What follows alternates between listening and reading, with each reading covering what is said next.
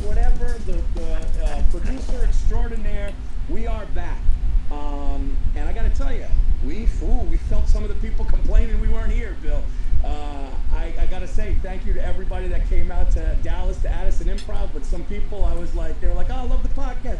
I heard good things. I heard good things about your shows down there, Paul. It went great. Jeff Sewell, Mr. Peaches himself, calls everybody Peaches. Oh, dude, he said Peaches. Tiki. He kept saying Mamma Mia. Mamma Mia. But the shows were great, and then people were coming up going, hey, I love the podcast, and they're talking about the special, and I go, yeah, man, we took this one guy, I go, we took a week off, and I just saw his face. He goes, oh, man, this is the one I don't miss. And I was like, no, we'll be back. But I want to thank everybody for coming out, the kind words about the show, listening to all the podcasts. But we are back today, episode 14, okay? And what is that? Oh, all right.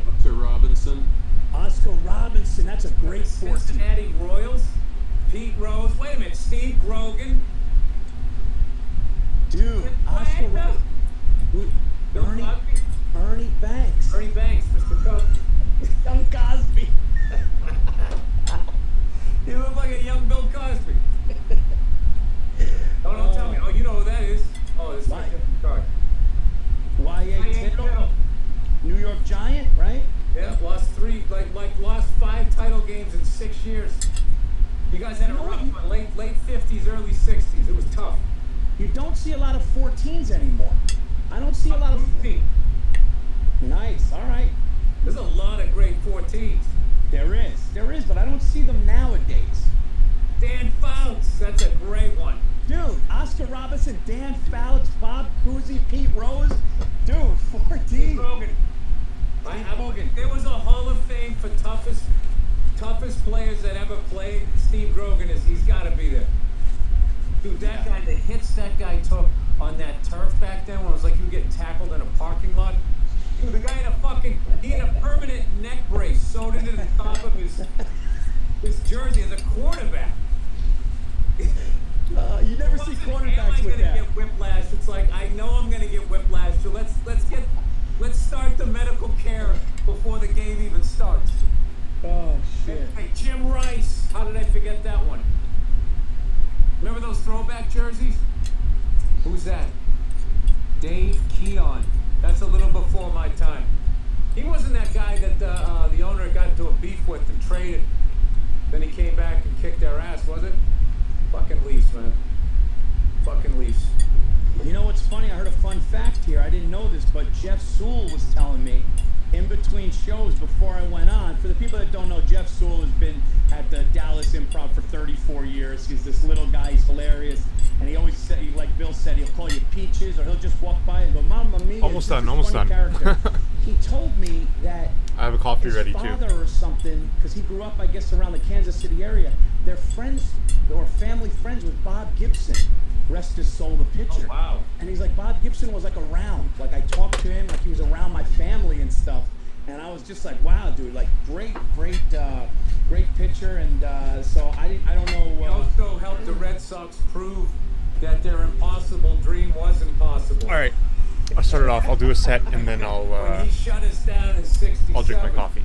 They had to lower the mound because of guys like that. Yes. What a badass. But like I didn't want to say anything about his number. I don't think that's his number. I don't want to be disrespectful, but I just thought it was cool because Bob Gibson's a fucking. What is Thank you for watching. What do you think is more difficult to do? Like being a shutdown pitcher, like I remember when the Yankees would be down 0-1 in a series. And they were like, we're giving the ball to Pettit, and like he's just got to win, and normally he did in that situation.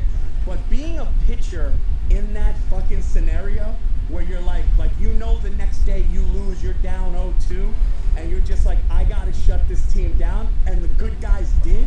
That's a bad dude, man. That's the shit, yeah.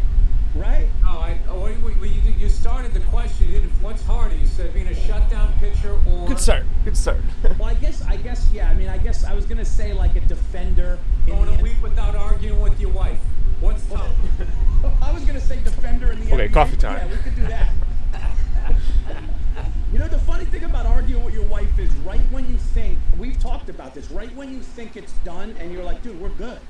You know, we had sex. We're laughing. She's laughing at my jokes again. We watched a series together. Now we're doing the thing where we show respect, where you're not going to watch an episode without her. That's when things are good. When she's like, don't watch that one without me. I'm like, of course not. What are you kidding? I wouldn't do that. We're on episode 4, honey. And then it's just, you know, big fight. You're like, I'll go downstairs. I'm not going to watch that, but I'll watch it. I went for a walk last night. I burned some calories. I did a big fucking loop around the neighborhood. Dude, you're a Gemini like my son. Geminis have this thing where when they walk away and they internalize it and they figure it out like a math equation first. No, dude, that's not what I did. I stood there and I fought every fucking battle. Oh, okay. Yeah. All right. Wow, Burr's a Gemini? I'm trying That to fucking makes get even on the back 9 here of my life, so I just went for a walk. That's why there's two of them doing this, because they're twins. It's like a mirror. Very Gemini energy. Figured out it's actually very similar to me, so that's probably the problem. 2 Geminis, Paul. 2 Geminis. When you get real See, he's pissed, smart. you go quiet These guys are first, smart, right? Like, and then you blow up or no? Depends on what just happened. Somebody just cut me off. I'm going to yell loud enough that they're actually going to hear me in the car in front of me, even if we're driving down the highway. Yeah. If somebody it's a social situation, you can't say anything, I will clock it, and then there'll be an undeniable look on I wear it on my sleeve. You'll know I'm pissed. So I remember something happened with you in Atlanta. I'm not going to bring it up. It still gets me fucking, I still thought about revenge, but that's fucking bad. I remember to be honest with you, I still thought about revenge 10 years later. But something happened, and I remember we were on a tour, and I remember you just go, I'll be back, and you just went for and I knew, like, when you went for the walk and you did it, I go, all right, man, he's doing, and that's a gift. You know, that's a gift.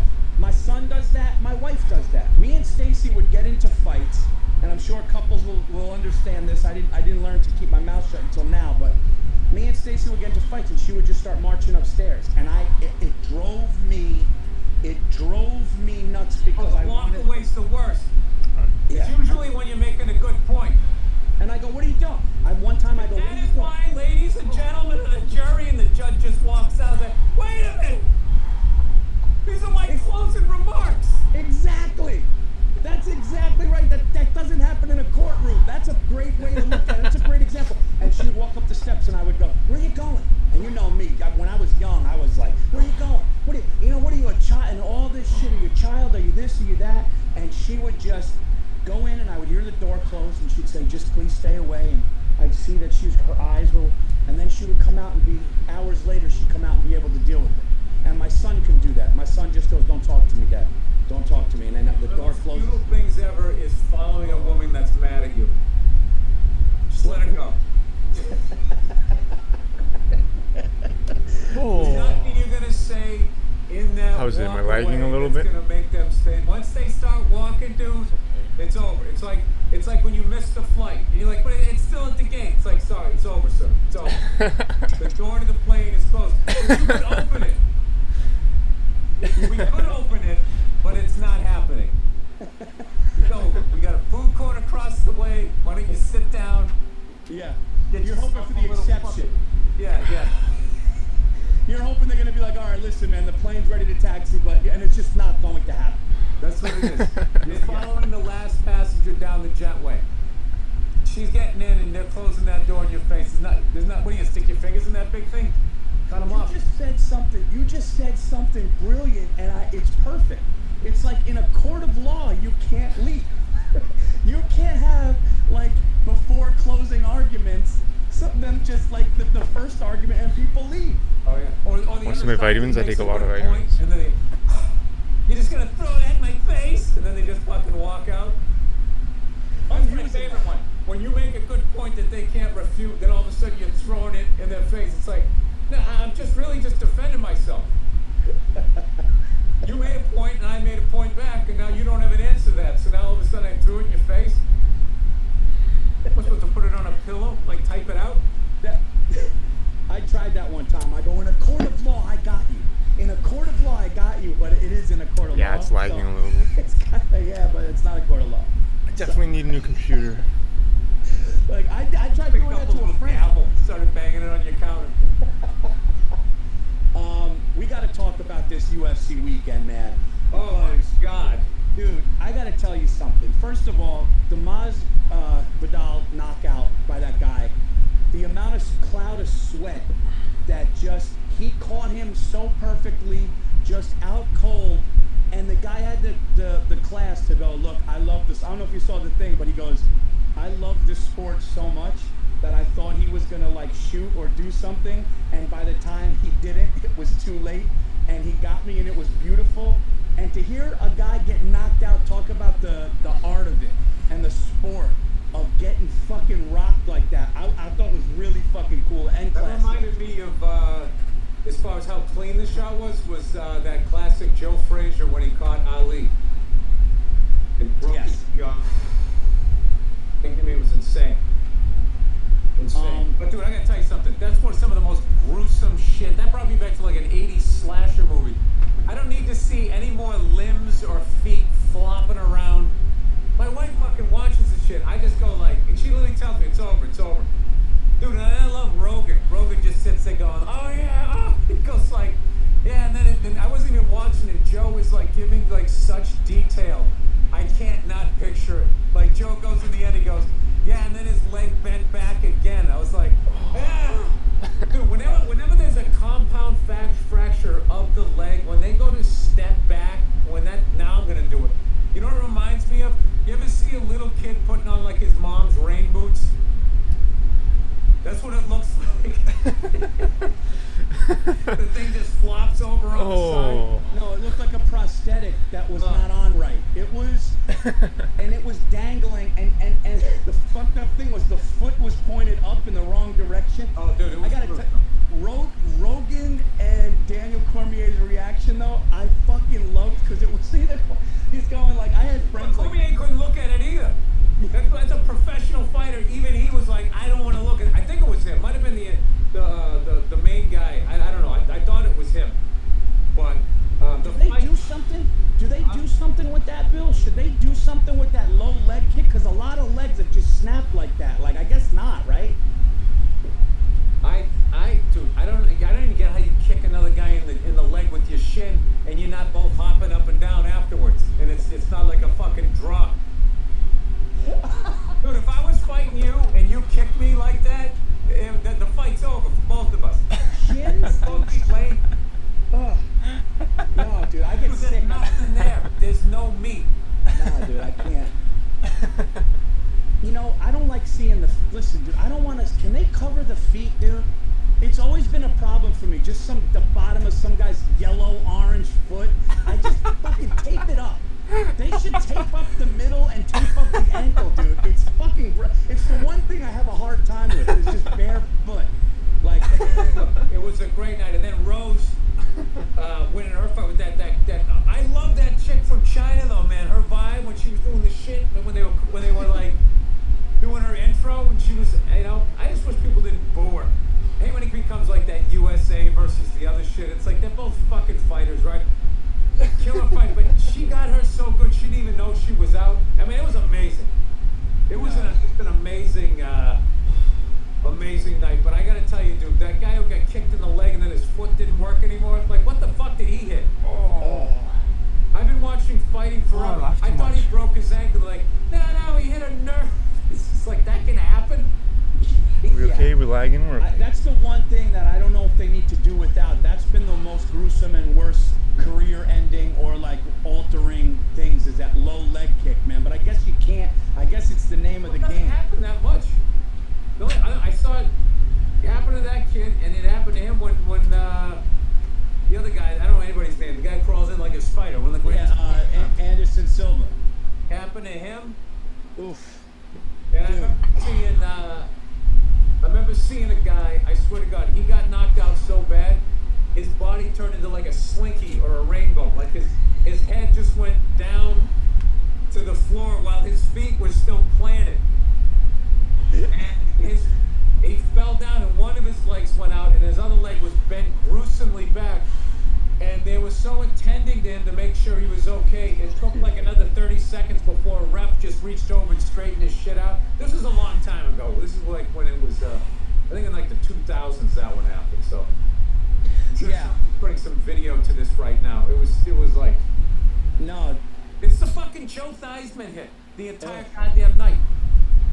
I'm like you, dude. I can't watch it. I can't watch a guy's knee bend the way that it shouldn't. I can't watch a fucking limb just completely out of place with flopping around, dude. I really can't, dude. And like, I don't care if it's the guy I want to win the fight or don't. I don't want to see any of that shit at all. The thing is if you watched it long enough, it wouldn't phase you. Oof. I like the knockouts. Like the brain you just get used to it. Yeah. You're eating a sandwich, straighten the guy's fucking leg out, just wouldn't affect you at all. I know a comic named Mick Thomas. Shout out to Mick Thomas. He's a comic in Long Island from Ireland. Moved here. He was a kickboxing champion in Europe. And he's funny as shit, but he's just that tough Irish.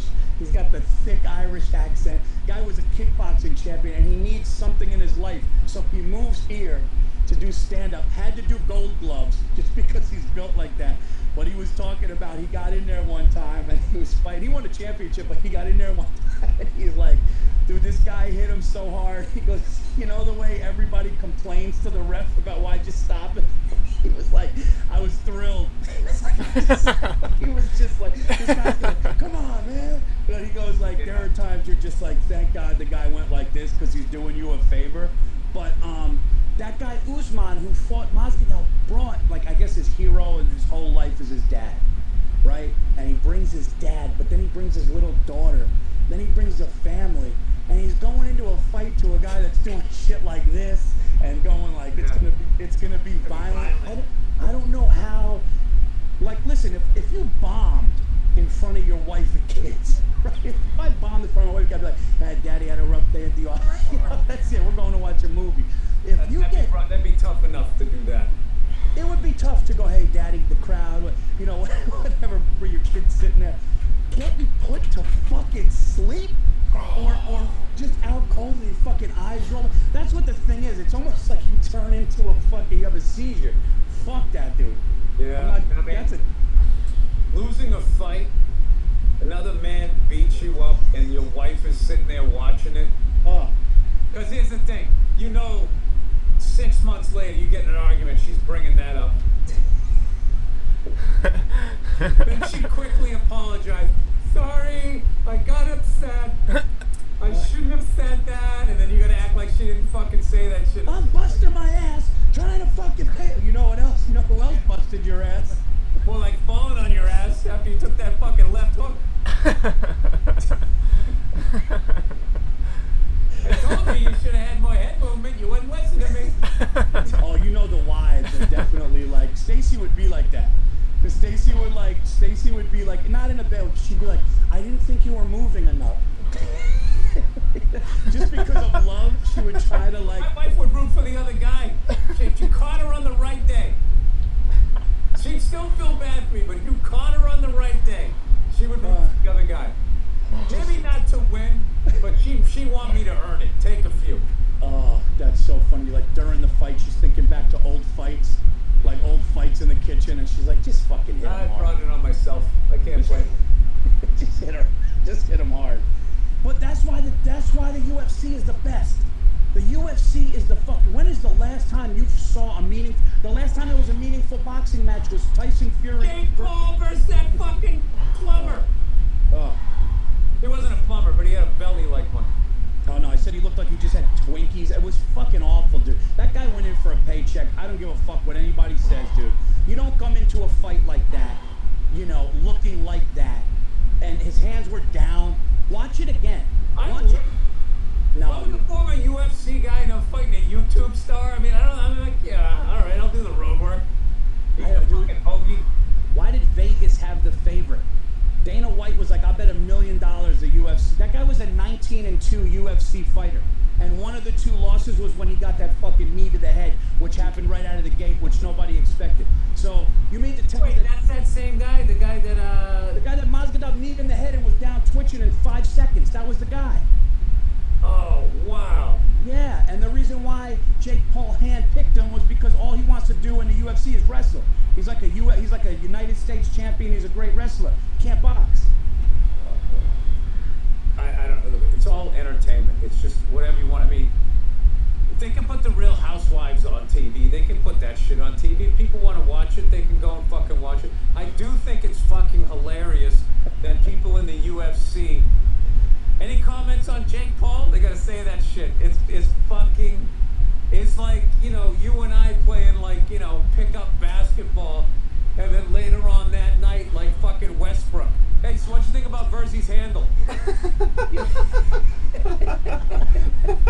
then they gotta sit there being like, I mean, you know, for a dad in his backyard, he's pretty good, I guess. I'm sure he's maybe doing some damage in that cul-de-sac. How is he getting it happening? How does Jake Paul get that Because bang? he understands the art of hate. He gets it. It's just like he has a black belt in being hateable. That's what he's doing, and those guys just keep doing shit. So you're gonna watch it because you just so want to see this guy get punched in his fucking face. Yeah. I steer clear of that shit. My shit is over. I want to see the real shit, right? So like, I didn't even get when McGregor fought was it Poirier. Mayweather? Oh yeah. I was like, I'm not fucking watching one of the best boxers of all time fight one of the best MMA guys of all time, but fighting boxing rules. That's just like, all right, we got a mathematician and a historian. We're gonna see who's smarter by only doing math.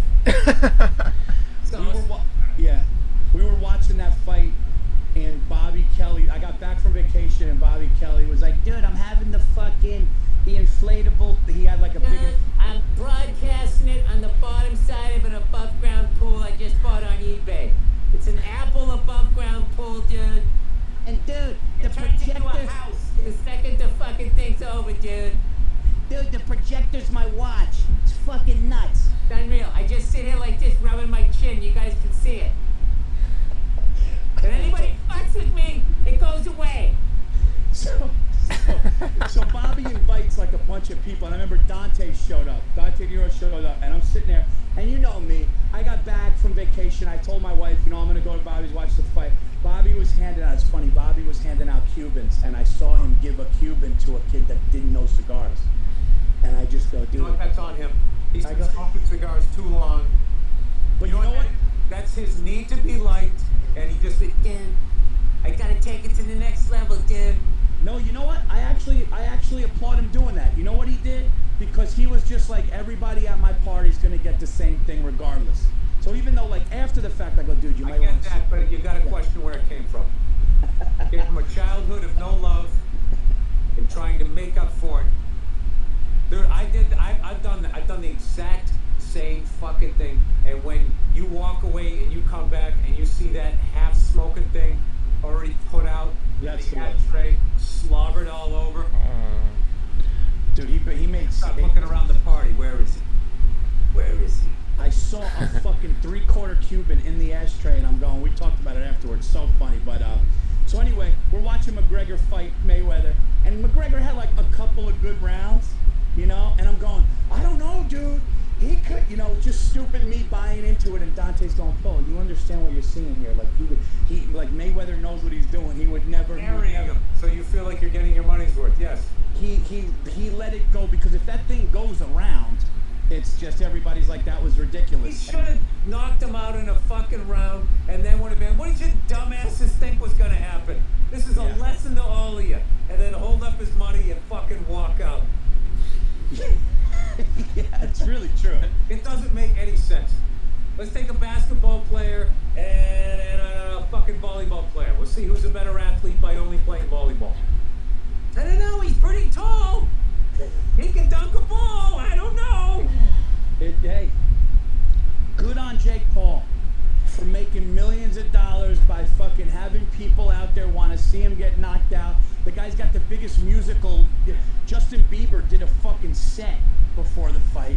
He's getting all those guys. He's getting Snoop Dogg is just smoking weed talking about it, and the guy's capitalizing on it. Snoop Dogg is the show within the show. I mean, it's worth just to listen to his commentate. I saw the one when Tyson fought. Is the one when Tyson fought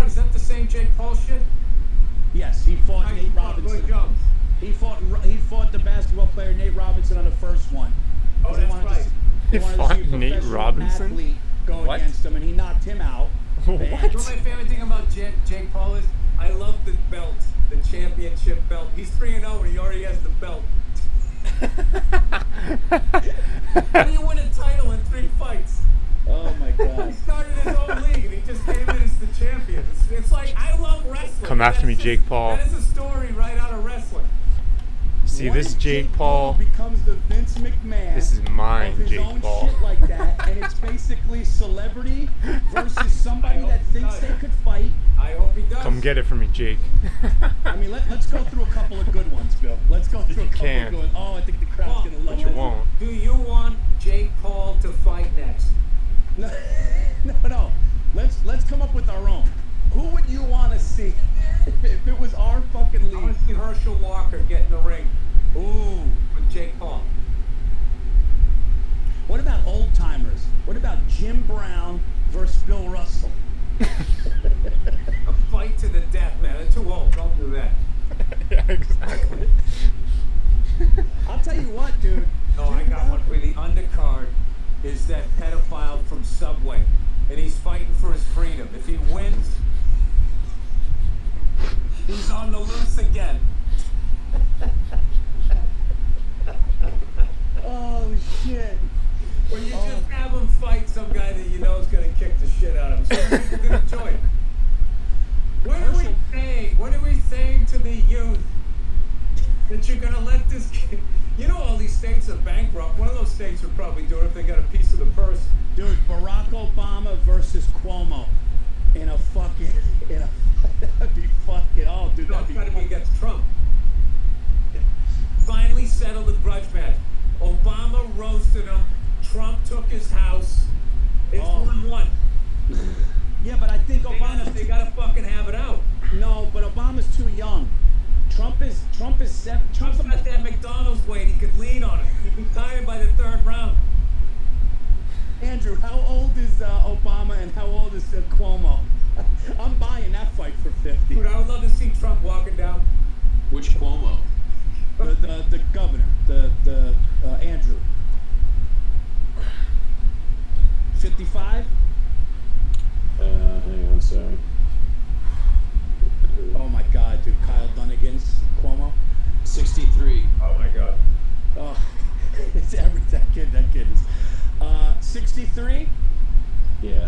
And how old's Barack? I bet you Barack's got to be 60. That's a good fight. Both in what? 59 with the birthday in August. Oh, okay, so he's gonna be 60. There you. 60 already? Time goes by. Who does Vegas have? Barack versus fucking Cuomo. Barack's got the age on him. Probably has. a Republican? Cuomo's a Democrat. Nah, you can't. You gotta have like Bloods versus Crips here. Blue versus red. You gotta have that. Yeah, yeah, I guess that'd be fucking. Herschel Walker would fuck somebody. I just saw Herschel Walker in a news thing because he's a really big Herschel Walker's a big right-wing Republican, so he goes on all the networks like that, and he looks like he could fucking. His neck is still he looks like if you hand him the ball in a game today, he's going for 4 yards out of the game. He'd do like 1,000 sit-ups watching the Cosby Show. And then his next show, he'd do like 500 push-ups. He said he never lifted a weight in his life. The guy was just... Yeah. He actually, I want to say he tried MMA for a second. Like, Oh, did he? Yeah, like in his late 40s. I want to say like 10, 15 years ago. He attempted that stuff. He's an incredible athlete.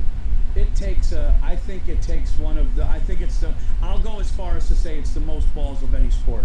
To be a UFC fighter, you have there's something there that like rock climbers have.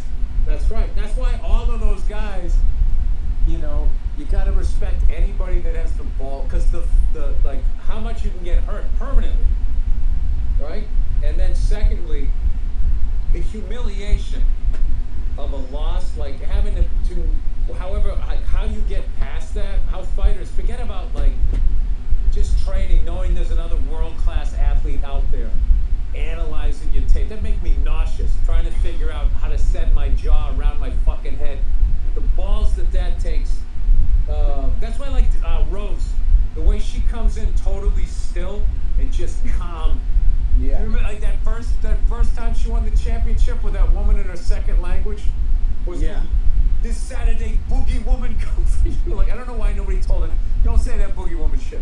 She goes, Boogie Woman come for you, and she's just sitting there staring at her like, yeah, whatever. Yeah. Calm. Anytime I watch a UFC fight, man, it's like when me and you used to watch a football game and we say let's bet on it right as the teams come out. Same with the UFC. It's all, every time I see somebody win, you hear Rogan or the another announcer go, he's just breathing better, he's just calm. It's like they're just waiting for the thing. But still not good, because there's a lot of time I see guys talking and they're trying to smile, but they kind of like that. They have that look on their face, like they look like they're nervous, and I go, that guy's nervous, he's gonna lose, and it's still 50-50. For me, anyways. I'm not good at picking those. Dude, that's why that kid Brendan Schaub, who went to comedy after that, and he tells a story on that Comedy Central show, This Is Not Happening, where he walked in the ring, and like his dad is there, then he sees like Leonardo DiCaprio, and he tells this really great story, man, and you're just watching, and he's like, dude, he's like, I'm just like, he's just like my whole thing. And then he was like, he looks at the guy come in. He talks about how the lights went down for the other guy coming in. And there's a song, and it was like this Hawaiian shit. It was just like, oh, what the fuck is this?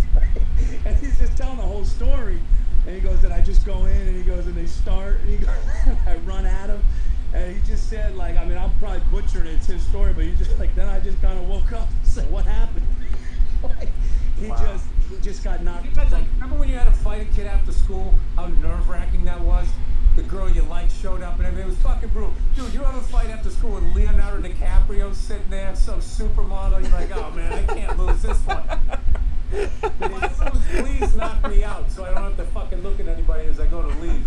Well, when you watch guys get brutally knocked out, you see them looking. I saw one guy, he literally was going, because he was winning the fight. He won the first 2 rounds. And then he went to shoot against that Derek Lewis kid. And Derek Lewis was losing the fight, but he was waiting because he knew the guy was going to shoot. And as the guy shot, he uppercutted him, and you see his neck go like this, and his eyes went, and he was out cold before he hit the ground. And he literally sat up like a minute and a half later, and he goes, what happened? Like, these guys get knocked the fuck. They don't know how it ended. I know, dude, and that's something. That's not like that happens, and then you're the same person after.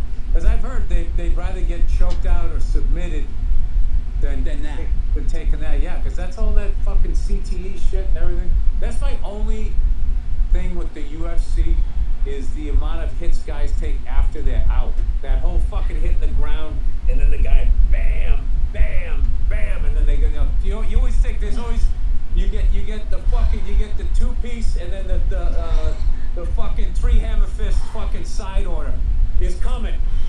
It's like when you go to a taco joint stand. No matter what, you're getting those little fucking chips. You don't even order them. They come in that little thing. That's the UFC. You're getting 3 of those fucking hammer fists, and you're just laying there. Yeah, that's what my wife hates. My wife is like, why is he still hitting him? I was like, because the ref didn't do this. It's like, yeah, I think they could do some things to make it. Oh, what about the guys when the guy falls down? Then they do like that fucking like Dr. J dunk, but it's a fist. The amount of times they actually miss though.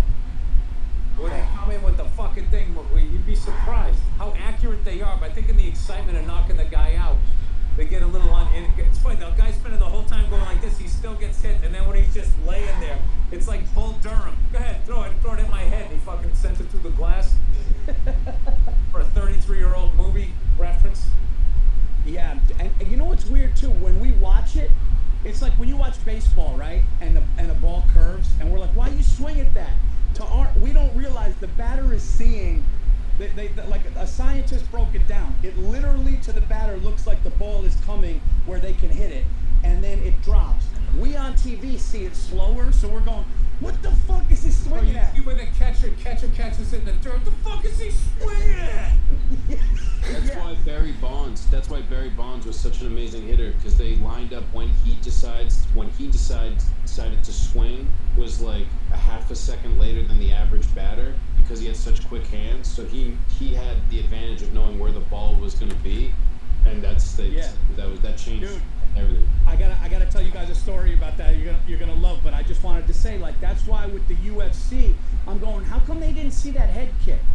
Like when Rose kicked that the lady and knocked her out, but she was just standing there and kind of just eased over, and then the left just hit her right here, and she did not see the kick and knocked her out cold. And I'm thinking, how do you not see somebody trying to kick your head? That's how fast and good it is. But I got to tell you guys a story about. There's got to be something too where it's coming from below. Because I don't know how the fuck. Because I always heard fighters, they look right here and they can tell by whatever you do with your shoulder. I still don't get it. I don't get how those guys who sit there, those pro fighters, and just go like this, and somehow that big mitt just goes right by your head. It's the most fascinating thing ever. But I would think if a kick is coming from down there, like if they did they fake something up here? Yeah. You're looking up there, and then all of a sudden it's just like, oh shit, nothing else is moving. Is something coming from the lower floor? Boom. I think if they do something with their hands, they're waiting to protect the jab. And then I think these people are just so good with their feet. It's really, really fucking remarkable what they could do to like. We should probably get an expert on here, Paul, because we could sit here. You know what? I think maybe it's the lights. We don't know shit about this. But definitely worth the money. But I didn't rent the J. Paul shit, but nor did I. I saw the one before that, but there was just something about I don't know. There was something sad about the whole thing. No, it really was. I felt a little depressed after watching the whole thing. It's just like there's a lot of Well, there was a simultaneous UFC card on during it, so I just went back and forth. But you're gonna love. All right, everybody, it's time to listen to me and Paul read out loud again. This should make you feel good about yourselves and where you're headed. Policy genius. Oh, Jesus. April means a lot of not so fun things. Getting fooled, getting rained on, and getting your taxes done. So, if you need a positive experience to balance devices to track your location, Sent the fucking dinner nutrient plan so you could get all the stuff your lawn needs that you could take here. Me and my wife almost get divorced because of what we're gonna eat. It's the biggest, craziest. I swear to God, it is the number one. I've left the house. She's called me names. It's been brutal. HelloFresh sent the fucking dinners, and it was a joke, dude. The whole fucking week was easy. HelloFresh cuts out stressful meal planning and grocery store trips, so you can enjoy cooking and get dinner at the table in about 30 minutes or less. Yeah. Try meals ready in 20 minutes or less. My wife wears the women's daily leggings. some money betting at mybookie.ag. Between the NFL draft and the upcoming Kentucky Derby, out there, and I go, give me the vinegar, the hot sauce, the Tabasco, and I went out there and it was a fucking platter, and me, Lucas, were just sitting and we're just fucking, it was fucking awesome, dude. I'm telling you, everybody always does the chicken, the wings, the pizza for get-togethers and fights. Go seafood. Just put out a fucking tray of ice with shrimp all over it. People are gonna lose their fucking minds. It's cold, refreshing, game changer. Yeah. Fucking, yeah, it is. I can't eat that shit anymore. Dude, really? Dude, my son is... The disappointing voice I hear. I don't know what... I used to love shrimp cocktail. I fucking can't stand it anymore. What about... Dude, my son's 11. He'll eat an oyster. Lucas just puts it on a thing, and And he's the pickiest eater, like his mother.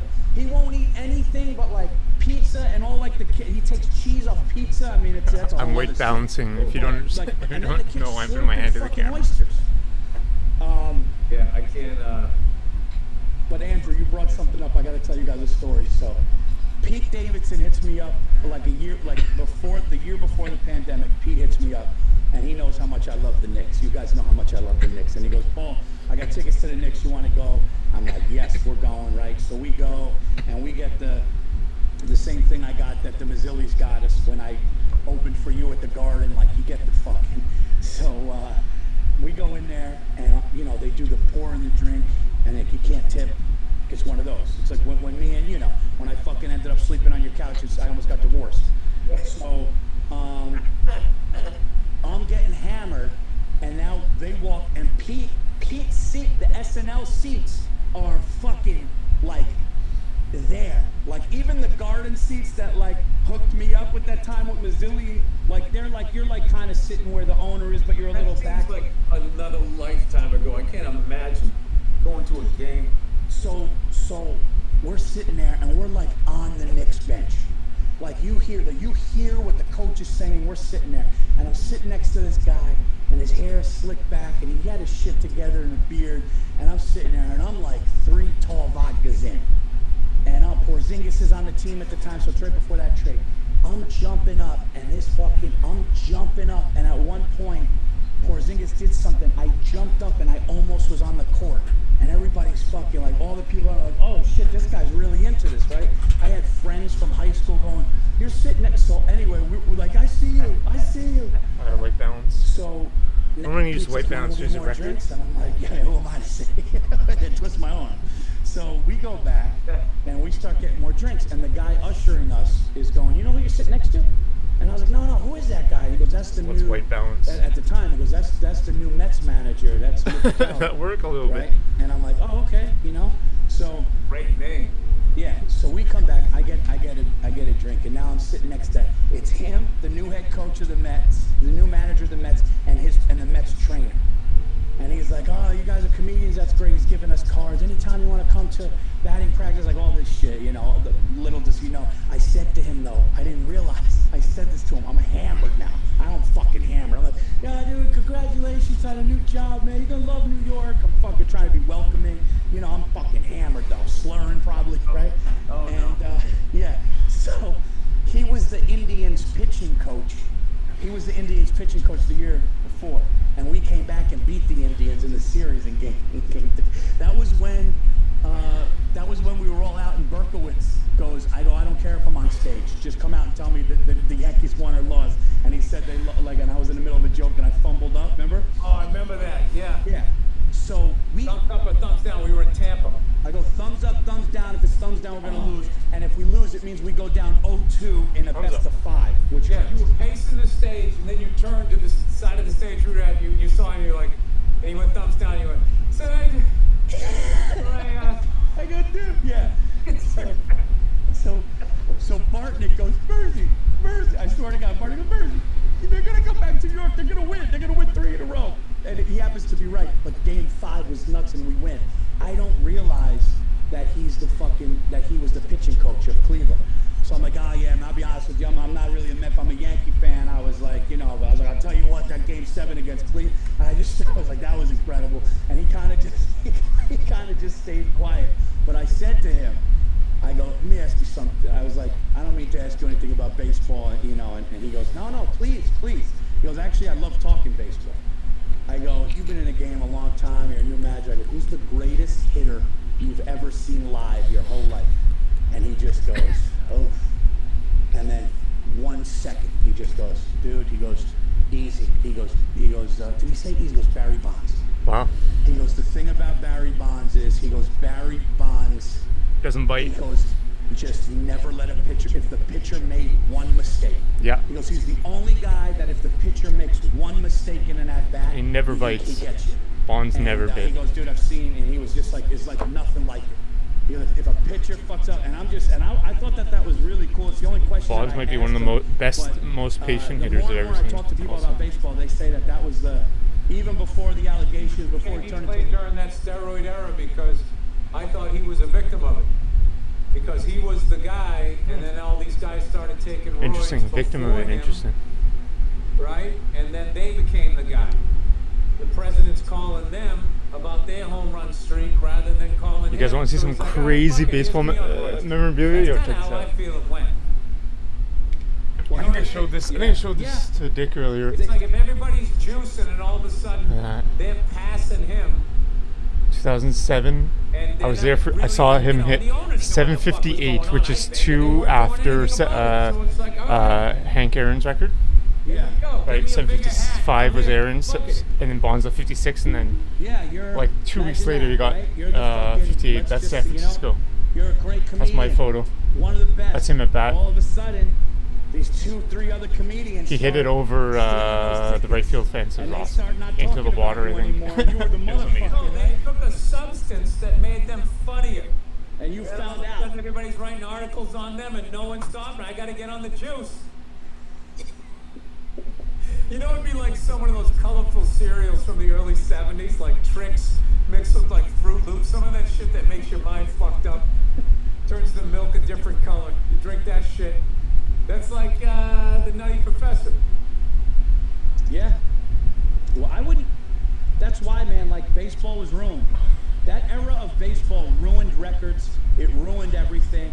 And I hate to say it, but it ruined, even though they say they don't care, it ruined Roger Clemens. It ruined Barry Bonds. It takes away from what Alex Rodriguez is amazing talent. It was a period of time. What the fuck are you gonna do? No, I'm just saying. Dude, what everybody forgets is You know what the steroids? I'm not gonna say it. I'm not gonna say it. I'm not gonna say it. It was fucking unbelievable. Yeah. I'm not gonna name names, but I went down during one person. The steroids of the GoldenEye community is the Japanese GoldenEye cartridge. I said it. I said it. Me and this Dan Smith. We were sitting in the upper deck, dude, and this guy, everybody else, we'd already watched other people's batting practice, and they were hitting home runs. Dude, his shit went like, was coming at you like a missile. You were like, fuck.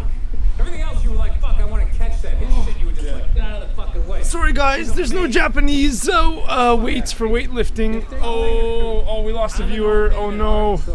We lost a Japanese GoldenEye user. If I could somehow figure out a way to watch TV outside, I just hate technology. Dude, get a projector, dude. You fucking do this, dude.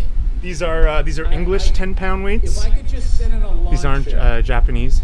on Father's Day and watch a fucking baseball game and keep score, and with like two of the shittiest teams in the league, I would be in fucking heaven. I don't know why, dude. You know what it is? I got thunder and lightning going on between my ears. Oh, I'm getting rid of it, dude. I'm not as fucked up as I used to be. I like to think.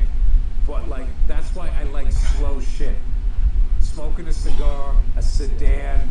Yeah. I like to slow. I don't need, like, to be driving, like, some crazy fucking car that's the car version of what my fucking brain is doing. I want to slow shit down. So I used to love when I was on the road hitting fucking day games. When I had like a college later on that night, and I would get the scorecard with the little stupid free pencil. Barracuda jacket, Bill? Barracuda jacket, of course. And I would just sit there by myself, and everybody would go, look at this fucking 80-year-old in a 30-year-old body. And I would just sit there, fucking hot dog, beer. And dude, I remember one time, I went to a Cincinnati Reds game, and they were just terrible. And all I think I really can remember was the sea of red seats. And I went there, my old man shit, right? To sit there and keep score. And there was these two guys just boozing in front of me. And they were going, look at this, you came here, you suck this shit, what are you doing? And I told them what my deal was. And next thing you know, they bought me around, dude. And I don't remember anything from the 6th inning on. We got fucking hammered. Then I was buying them rounds, and there was this little place where you could get shots. Dude, we got so fucking loaded, and we were just laughing our balls off. And then I remember for a while, it was like I felt like I hadn't talked to him for a while. Like, you know when you like passed out, but you didn't pass? I think blacking out is what they call it. I kind of blacked out for a couple of innings. And I remember like 2 of the 3 of them were gone, and one of them was sitting in front of me like asleep. And then I kind of came to, and I can't be doing this anymore, man. I'm too old to do this, and I just wandered out of the park before the end of the game, dude. It was like... Sounds like a horror movie where you wake up, others are dead. Dude, this was during the day. And I remember, too, it was early in the year, so it was kind of fucking freezing out. It was one of those things where, like, the sun you could get a sunburn, but also get hypothermia, like one of those fucking early spring days, man. Yeah. And I just remember the guy's red face. That's all I remember. He just kept going, hey, guys, come here. He like spitting as he's talking. We were just fucking spitting on each other's tongue, just fucking hammered. Hammered. That's great, man. I actually, when I went to California and we went to a Dodger game, we were sitting right on the railing in left field on the level up, dude. And I had a hot dog, and I gotta tell you, Dodger Stadium, I love where see everything. It was sunny. You see the mountains in the back, and I was just like, this is like. California's amazing. Baseball is let's be honest though, it is a tougher watch on TV. I love California. You gotta get into it's like watching a soap opera. You can't. Too much American disparity in capitalism, creating too much poverty in California. I'm gonna get the baseball bat if I had the fucking time. Dude, I lived in New York. Even though they're the most like left-wing liberal state, it's still the underlying root of the system and everything is still there in all of America, unfortunately. I knew the whole fucking thing. Even California. I couldn't wait for a 3-game fucking series in Minnesota, whatever the hell they were doing. It's still a great game. If you're in the numbers, Bank of America. Score, you ever keep score I want to exchange money with Bank of America. It's like but they won't let me exchange money unless I open an account. It's like, listen, I'm willing to pay like ridiculous amounts of fees as I'm a one-time traveler to wherever I am in the United States. You're a bank. You have all the different types of currencies. You probably have more currency than like the only challengers may be HSBC and the Federal Reserve and the Vatican. Even though Vatican doesn't have anything, it's just like gold and worthless diamonds. You know what I mean? It's like you ran down the fucking and they don't want to take my money. It's like I would pay an exorbitant amount of fees just so I could have some American dollars to buy my I Love New York t-shirt or something. You know what I mean? And even when you're not pitching, which is probably even worse, you got to go sit on the bench and think about it. And then everybody's going, don't talk to him because you'll jinx him, which makes it even worse, I would think. Yeah. I think like that and holding the lead of a Masters or a major going into Sunday when they've been talking about you and everyone's trying to catch you, that's a good one too. But the pitching one, I had a friend go on a date, took a girl to David Wells' Perfect Game, and she's going, this is boring, nothing's happening. And he goes, do you realize what the fuck you're seeing? She's going, why aren't they hitting? And he's just going, God, I wish I was with a friend. He took a girl that he liked, and they didn't end up together. I still remember being at the comic strip. That's actually an excellent analogy, because right now, in the 2010s, 2020s, is the exact same type of philosophy that steroid users in the major leagues were using from 1985 to 1999, 2000. I did the spot. It's the exact same philosophy, right? But the thing is, there's bigger payoff, like monetary payoff with baseball. In GoldenEye, there's less payoff and there's less consequence currently. And the philosophy is like, oh, if you don't use it, you won't be successful. It's the exact same philosophy. I know that. Let's fucking hang out, right? What do I gotta do? We gotta wait. We gotta wait till people realize that. He was like going, thanks. What's going to be the breaking point? I'll be honest, I want to try to be that breaking point. I remember thinking, I know David Clemens tried to do it. I actually really liked He got really successful. that team, that 98 team, because it was. I don't know if it's possible. I might, maybe with one level, with one lucky run, it could be possible. And I think we all know what we're referring to. Do you know what I mean? They just rallied. Yeah, that team took more pitches than a lot of other teams in history too, man. Because to get lower than 135, other than running that first room, you're going to need some boosts. Sklar's got a lot of boosts on his run. And I think with English, you might be able to get more boosts. Also, that might be the edge. You guys do that shit all the time in New York. Question Eli his whole fucking career. How many times did he have to beat Brady and Belichick? Thanks for watching. Before you thought this guy was legit. Not even this. Look at his road playoff win. The guy didn't get hurt. The guy didn't get hurt since 04. He was never hurt. There's got to be something to be said about that. Yeah. The guy never got hurt. You got 4 Super Bowls. He won half of them under center. What is the problem? I told you this. I went to a Monday Night Football game against the Rams. After a Super Bowl, when the guy sitting behind me goes, I'll tell you what, man. He goes, I'm not sold on this Eli. Is it ever enough? But that's what happened with Patrick Ewing. They never. He had to say that in his retirement speech. He goes, "You guys didn't know what you had with me, and I didn't know what I had with you," and everybody cheered. You know how fucking sad that is? I didn't like how he had to take a part of the responsibility. He was just a kid. He was just a kid. It wasn't his fault. He's fucking I don't know. That's not selfish. Weird thing. I'm trying to remember '98 infield. It was Chuck Knobloch. Don't tell me. Cheater. And I'm trying to remember the third baseman. I know the blonde guy, Socius or Brocious. Scotty Brocious. Scott Brocious. Tino Martinez, of course, first baseman. And then I wanted to say it was Joe Girardi with Posada backing him up. Yes, Joe Girardi and Posada were the thing, and then you had Paul O'Neill, Bernie Williams. It's a Red Sox fan doing this, dude. And your left fielder. That wasn't that blonde-haired kid who was hitting all those home runs for a minute in September. I loved him. Yeah, no, he came later. You're thinking of Spencer. Shane Spencer in '99 had one of the best Septembers anybody I've ever seen. Yeah, we had Shane Spencer. We also had this guy Chad Curtis. Our left field was kind of like a platoon for white guys with military haircuts. Yeah. He just. I played a lot of left field the last few years. He just killed arms of the 8th inning guy because he went to him every night. So what he would do is he would get a setup guy for Mariano, but he'd put him in every night.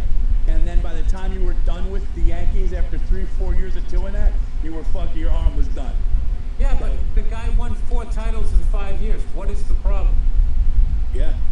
No, I think he won. Worked. Did he win? No. That was. He won 4. Girardi won 1. With 09, yeah. Girardi won the 09 one. Yeah. 4 fucking. He said it once. He goes, when we beat the Mets. This is what he said. He goes, when we beat the Mets in 2000.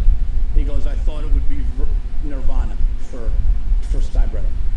Steinbrenner liked beating the Mets more than he liked beating the Red Sox, I believe. I believe Steinbrenner wanted to be the team, and he hated that there was another team in New York. They hated. So if guys got fired if we lost that series, guys lost their jobs. Like Steinbrenner. I don't know, dude. I remember one time you guys beat us in a series in July, and he started crying. I mean, who knows if there was a bet going on? Yeah. Just saying. But he said, he goes, when we beat the Mets in the World Series, I thought I was secure forever. And he goes, and then there's rumblings about my job. There's no, the way to be. He didn't know how to respect what he had. That was my only knock against that guy. Like, I feel like he never wanted anybody to be comfortable. And it's just like, I just felt like, dude, that's your own shit. This thing is cruising. Let it fucking happen. It's the fucking ego thing. It's like that fucking guy in Chicago messing up the Bulls. Like, Yeah. what is the problem? That fucking guy. That fucking guy. Jerry Krause. Yeah, dude. It's like he wanted more ink. Jerry on him. Krause. Yeah.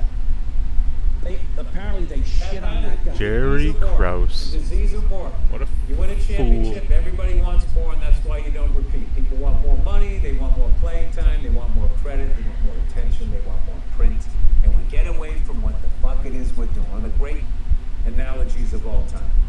He said it to the Lakers after '87, I believe, and that's what I think is a huge. Everybody does Why that. they went back to back. Everybody in life does that.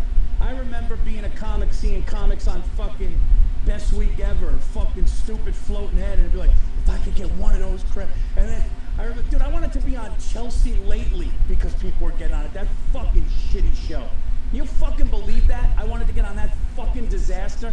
Bunch of fucking people talking about pop stars that did more than them, and I was like, I can sell tickets and do that. I probably should have said it, but I don't give a fuck. Andrew, do not take that out. That's What's my that? thing. Yeah, talking shit about people you want to work with. I remember when I was doing like those VH1 I Love the 80s and stuff, and they wanted you to trash these people. It's like, I'm a fan of that. I want to work with that person someday. I might get an opportunity to work with this person and be like, well, it would have happened, but you did a joke, on this fucking show I'm not even getting paid on. Yeah, and listen, good on the people that put them on. If you got on Chelsea Lately and sold tickets, good for her for giving you that platform. But I'm looking at the substance of the show, and it's like comedians forget, like, they're using you to trash Janet Jackson because of something that happened. You're going like, Janet Jackson is a fucking icon. Why am I? Those VH1 I Love the 8, all of that shit, they didn't pay any money. They gave you cab fare. And then finally, these fucking unions are all bought off, every fucking one of them. They finally got you to get paid. I think it was like $500. But then what was funny, so then what they did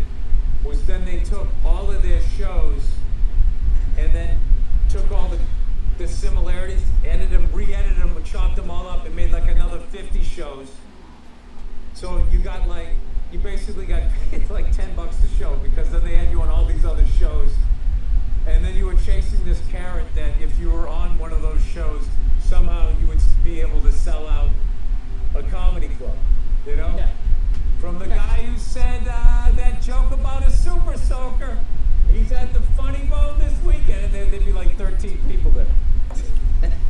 So for all you youngsters out there, anytime somebody says this is good exposure, that means they're fucking you out of money. Yeah, it's like we were talking about actors. Don't ever get paid in exposure. Actors taking a good script instead of any script, right? An actor sees a fucking movie and they're like, this movie, I fucking believe in it. The script is incredible. The writers are incredible. And then you get somebody that wants to do like a fucking, you know, like a spoof thing where like you just have a, and I get it, man. You want the exposure. You want to be the guy that was in that, but you also got to do the quality, man. It's hard. It's You know, hard. there is something to be said though, to just selling your soul. And just getting fucking paid in being in one of those franchises that just keeps going and going, like, oh, what do we do this time? How do we do the Fast and Furious part? Because Vin Diesel is one of my favorite fucking, like, Vin Diesel, dude, in fucking Saving Private Ryan is fucking amazing. He's amazing. And then he also had that sci-fi series that he was of movies that he was in. Yeah. Riddick. Yeah, that was the shit too. Riddick. And I feel like people forget how good a fucking actor that guy is. I thought he was good in Boiler Room too. Boiler Room? Boiler Room. Great in Boiler Room. Yeah. What the fuck did you tell them? Yeah. What the fuck did you tell them? Yeah, that boys, he's got fucking... He was like a fucking Jack Telly Savalas. I loved him. I fucking loved that guy, man. It's just those Fast and Furious movies are too, like, it's too young a movie. I'm too fucking old for that shit. But I do have to say, there's something to be said. The house that buys, dude. I mean, come on. We were talking about that. People in our business. Yeah, they're... The people that kind of do that do have but it's the balance of life, man. At what cost? You know, at what fucking cost, dude? But that's a personal question, because I really think selling out, like, if that's you answer that question. It's all how you feel after you did it. If you do that shit and you feel good, you're fucking on some jet ski that has your fucking face custom painted on it, and that makes you happy, then I don't think you sold out. Selling out, people always think it's like a money thing. I think selling out is just you do something, and then afterwards, if you feel like you need a shower, you sold yourself out. But don't ever listen to people say, oh, if you still feel good about it, and they say you sold out, then that makes you feel bad. That's just because you let that shit in. If you don't feel bad about it, there's nothing wrong with it. And no, I get that. Somebody's got to do it. No, I get that. But I'm not talking about so much of like selling out, like when somebody goes mainstream, and then the people give him shit going, he used to go to underground fucking bars and that's what it was. It's like, fuck you. He tried to get out of that and he fucking got out of that and he's fucking crushed it. So that, I'm talking about people that like, you know, the people, I remember like one time I saw guys like, guy was clearly like just being a piece of shit to the woman he's with. Like, yeah, and I was just like, it's like, I remember saying one time this guy, then he was just like, I was like, man, you cheat on your girl. He's like, and he just kind of looked, he didn't say yes or no, but the answer he gave was like, you knew. And then I was like, how long you been with her? And he said some ridiculous amount of years. And then you're just going, oh, this person will do anything to like, there's no conscience. Like when you don't have a conscience about what you're doing, you know, there's something like, those are the people that like, let me ask you this, dude. What? You're going to be in a franchise, okay? This is just going to be your last acting gig, but you're going to get paid. What is it? Is it a Western? Is it a sci-fi? Is it a Born Identity thing? Like what is Paul Verzi? You're going to have to do 6 of these fucking movies, Paul. And I'm talking green screen. They're going to be yanking you up on fucking bungee cords and shit. Straws up your nose doing, I mean, I guess that's just like sci-fi, whatever.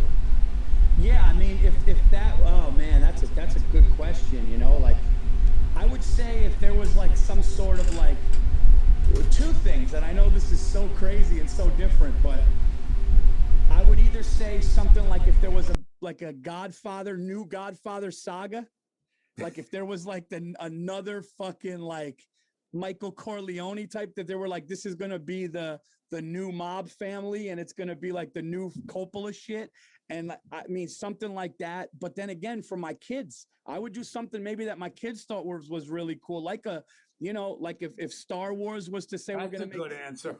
Yeah, if Star Wars going to make 3 new movies, and it was going to be like the new Return of the Jedi, Empire Strikes Back, and like a new, and I had an opportunity for that, but there's no fucking Italians in space, which is not which I wouldn't look right. Has there never been an Italian out there? No, dude. I mean, Andrew, has there been an Italian character in any of the Star Wars franchise? Anything? I'm trying to think of names in Star Wars that might seem Italian, and none are coming to me. Italians are some of the most discriminated against people in fucking show business. They really are. They really are. It's either typecast. I'm serious.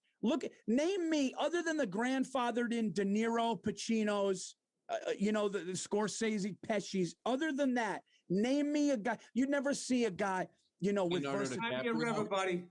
Paul, cry me a fucking river. No, I'm not complaining. I'm just saying Let me say something, dude. It's what is happening. Ginger males. we have this corridor is what we get to play. You got to space. You got to space, cocksucker. No, I got to space. I had to sell out Madison Square Garden, shave my head, and get rid of my unsightliness. If you could be in a blockbuster, would you do a Western? If you could be in a blockbuster, I would do a Western in a second. I would do a fucking Western. I'd go learn how to ride a horse. I'd do that in a fucking second. Dude, my whole shit is just like, look, my shit, I do stand-up, I do podcasts. That's what pays the bill. Acting shit that I do is just stuff that's really well written and is going to be, they're trying to do something great. That's my shit. I will do that. I just did one recently. Might have been the most fun I've had, and I've had a lot of fun on these acting gigs. I mean, obviously, look, King of Staten Island, I got to hang with Pete and everybody for the whole summer. That was just like going to summer camp. That was awesome. But this one here, I can't say anything about it, but it was, shit is fun, man. No, I'm serious. A lot of people, I don't know. I don't think they respect acting, but if you actually try to get good at it, you start to see, it's just like stand-up. There's killing, and then there's these other levels of it. And I don't know. Look what I found. What's that? Oh my God. Dude, look at that. Dude, that was that framed, man. That was the first day on stage, and that's when I took all those pictures, because I played Pete's dad that died in a fire, and I'm taking all these pictures, and I'm holding things like bags that are supposed to be the kids. And that's the day you splattered the sauce on me. That was a long day. Is that day? Oh, that was that day. That was that day. You came up to the pictures because you had finished. You came up to the pictures. I finished the pictures. We went out to eat, and I remember I shot the scene. Then everyone's going, oh, there's a buzz about the scene. Then I find out it doesn't make the film. And I remember talking to my manager, and he goes, yeah, that's going to happen a lot. He goes, you're going to shoot things, and they're going to be like, it's great. And then it doesn't make it. And I was like, fuck, man. It happens. It doesn't happen a lot. It happens though. Yeah. Yeah. Well, I guess, listen. I mean, if it's one scene, yeah, you got a pretty high chance. Yeah. That might get cut, but you just kind of you try to grab something that is moving the story along. Yeah. Rather than building. If it's just a scene that's sort of building the characters and showing who they are, they can snip a lot of that away. But if it's sort of moving the ball forward, they're gonna need that, or else there's gonna be like a hole in it or something. Listen to me, like I know what the fuck I'm talking about. And there's two really good quotes about selling out I've heard. One of them was Jeffrey Tambor took a job and he took it for the money, and Al Pacino said to him, how much steak can you eat? And it was kind of like the point, like, what are you doing this for? Like, how much money do you need? Another one, a good one is Bill, you might have told me this. Ben Stiller said to Gene Hackman, "Oh, I really love the Poseidon adventure. I saw it when I was a kid. It meant a lot to me. Saw it with my dad." And he goes, "Oh yeah, money gig." Just kind of like brushed it off. So he said that. Wow. He goes, "Oh, The yeah, best one was Michael Caine. Michael Caine, that's the other good one. Yeah. Michael Caine was they brought up Jaws 3, which was not good. They go, "Did you see Michael? Did you see Jaws 3?" He was like, "No, but I saw the house that it bought." That's fucking over. That's over. Yeah, I mean, they should have just thought of a better storyline than the shark following them to the Bahamas where it couldn't survive in that water environment. like that Jaws 3. Is that how they got it in the end? The shark had a vendetta. Wouldn't let it go. That shark was born in the Mediterranean Sea. That was its problem. That shark was Let me tell you, Michael, you're dead to me. I don't know when, I don't know how. One of these oceans, I'm going to run into you. I don't give a fuck if it's a strait or a sea. But what is selling out? Like some people were like, I know some people, I'm not going to mention names, but I remember one comedian was doing a commercial for pizza or pizza crust. And people are going, "Oh, fuck, I wish you didn't do that." But then it's like, let's just say, for example, Pizza Hut or somebody like that says, "Hey, we think you're a great comic and we're fucking promoting this new pepperoni pizza crust or whatever. And we're going to give you 200 fucking K." Well, the great thing is now you used to have to pretend you had integrity. Because I guess all these big time movie stars used to do advertisements overseas, which is funny to me because obviously people over there didn't give a fuck. It was only here for some reason that if it seemed if you did a commercial that you were selling out or whatever. But like now though, dude, it's just like you do podcasts, you do ad reads. I remember when I first started doing ad reads, I was like, "Oh fuck, I'm in a commercial now. Am I being like a no, you got fucking a family and kids. Like there's no such selling out is doing something you don't believe in for the money. Like truly don't believe in it. Right. Selling out to me would be like, but that's what happens. It's but then what happens is the money makes you think like, well, could get myself a couple of nice things with that. Yeah. Well, what's your figure? What, my price? Your price for? Like, you walk away, Paul. You accept this offer. We will give you everything here. You won't have to audit us. We're actually going to do something very un-Hollywood. We're actually going to give you the money we promised you. And then you walk away. Then I have to walk away. Now I wash my hands of you. What's your number? What do you need, Paul? What can Paul Verzi, with Paul's expensive tastes, when you want to own a racehorse, cigar bar, a pizza parlor, you got a lot of other shit you want to do. You have your own little strip mall with a farm behind it. A lot of white leather. There's fur coats in there, Paul. Dude, my horse is going to have a fucking white leather saddle. There you go. With gold, dude. His name my man cave is going to look like the sports book at the fucking MGM. Dude, I know how you spend fucking money. Okay. So now, what do you mean, to buy me out of Hollywood? They're going to give you this money, Paul, and you got to know the government's going to take like 60% of this. You're telling me to buy me out for life. Buy me out for life. Like you're buying me out of show business. Is that what you're saying? I'm walking? You're out. You're out. Okay.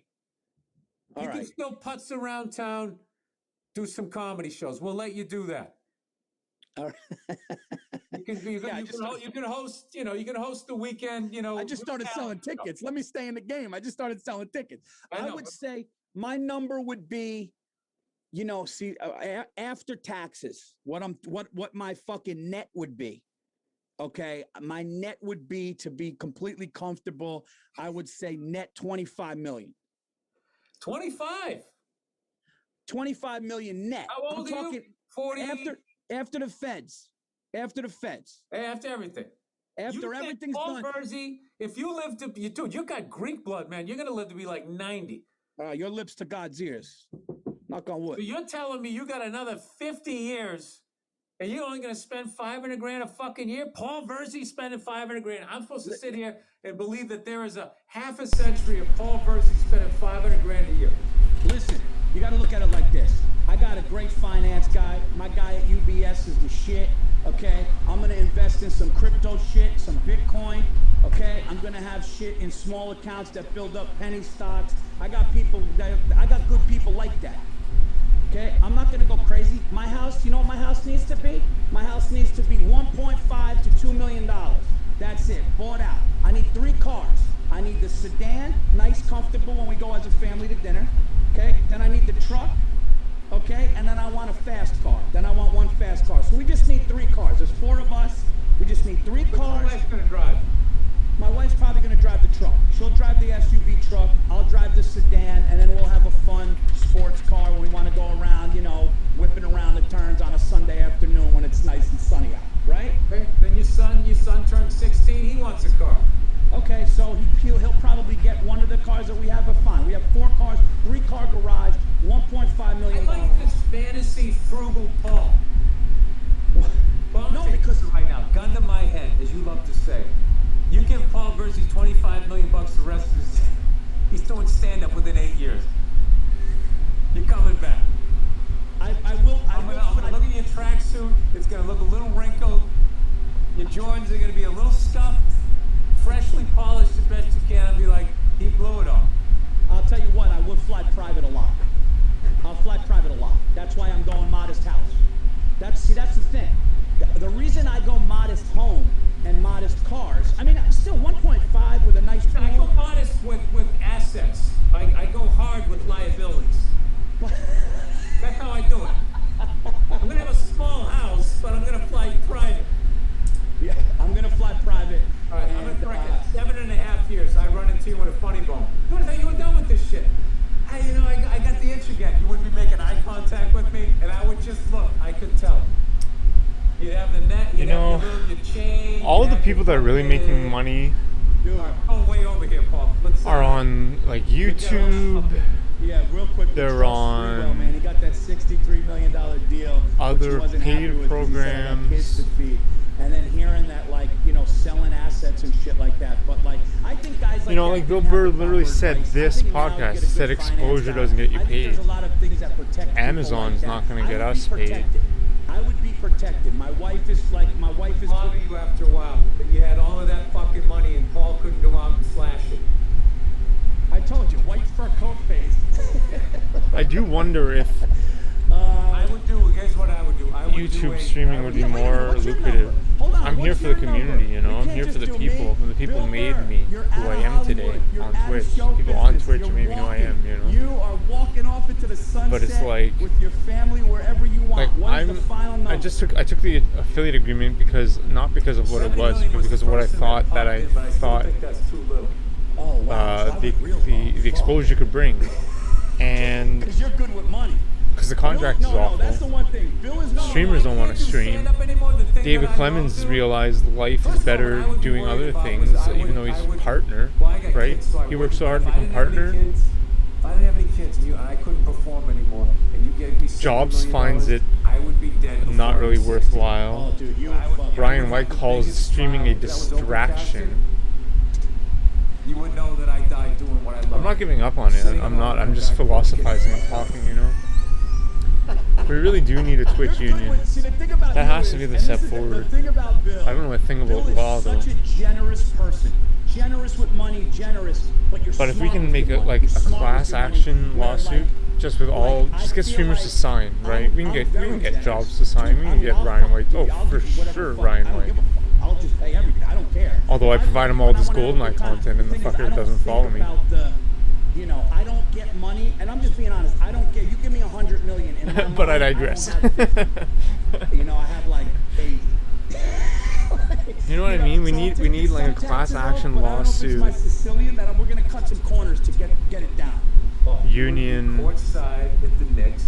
We need that's to. a definite. Because Okay, job and opportunities the are gonna Knicks get lower. players would know how much money More you people are gonna had stream. by People are gonna your get a little third more round. confident and stronger. Like not literally, well, literally too, but mentally And and then you would start experience. sending them gift bags of cigars. I would. I really would. They'd start calling you Paulie Macanudo. And dude, this is within the first season of you with 25 million. Holy Macanudo! Forget it. Holy It's crazy. shit. You forget it. and you would have. I appreciate the you have one a viewer white that's been here for purple, like an hour and a you have half. I appreciate that so much. monogrammed shirts Thank that you so said much. Polymac on it. Made my day again. The players would respect your fucking steez, whatever the kids say, and it would be over. Oh, I would hand every Nick a cigar at the end of the game. How you doing, fella? Just handed Nick cigars. Oh, dude, that's great. 9 in a row, fellas. It's 9 in a row. Yeah. It'd be over, Paul. You would go. You got 25 million. I would immediately buy a giant L-shaped couch for you to eventually crash on towards the end of the decade. All right. So the trilogy that I would do. Yeah. I would love. I'm gonna go for a drive, I think, after.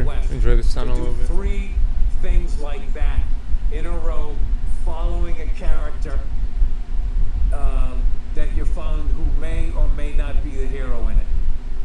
Dude, you'd be great in a Western. You would be either great as the main, like, Western or the fucking main villain of the main guy. Oh, fuck that, dude. I'm the villain all day. Villain with the backstory, dude, is the best part you're ever gonna get. All right, dude. Let's wrap this up. All right, guys. Thank you guys so much for listening to the Anything Better podcast. This has been episode 14. Please like, subscribe, rate, and review the show. Every time you do that, the show moves up, and we want everybody to, know how great the show is. We want to thank you all for the great comments. Pretty much all the comments are good. He throws some nasty ones out there. It's part of the game. Andrew, we don't have any too bad ones, right? We're good? Good. Yeah. So we're good. So we appreciate it. And thank you guys so much for listening. We'll be back next week. Please check out the Burzy Effect podcast, my YouTube channel, Bill's Monday Morning Podcast, May 20th through the 23rd, Tampa, Florida. I'm coming to Side Splitters doing 7 shows. Get tickets on paulburzy.com, and all other shows are on there, like Austin, June 11th and 12th at the Vulcan Gas Company. And Wise Guys in Salt Lake City, June 24th. Bill, you got a tour coming up? Yes.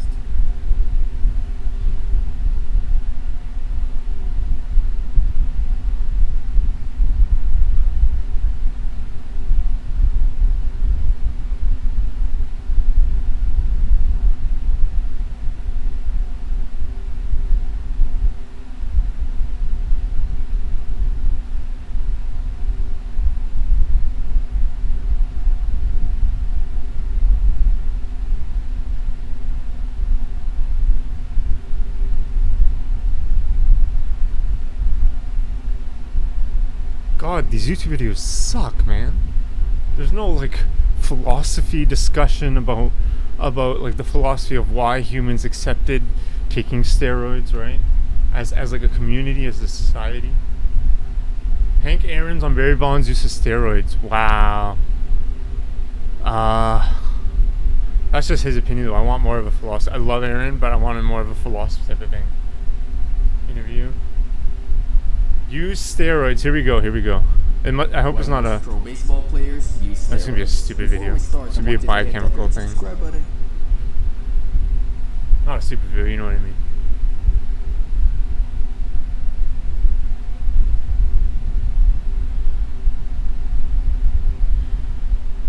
The psychology of steroid use. That's what I want to search for.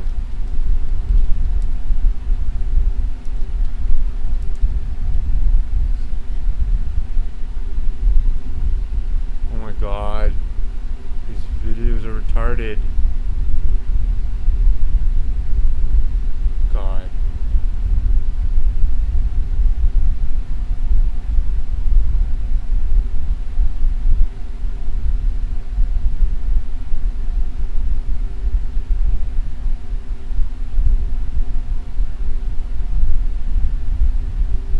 The psychology of Lance Armstrong.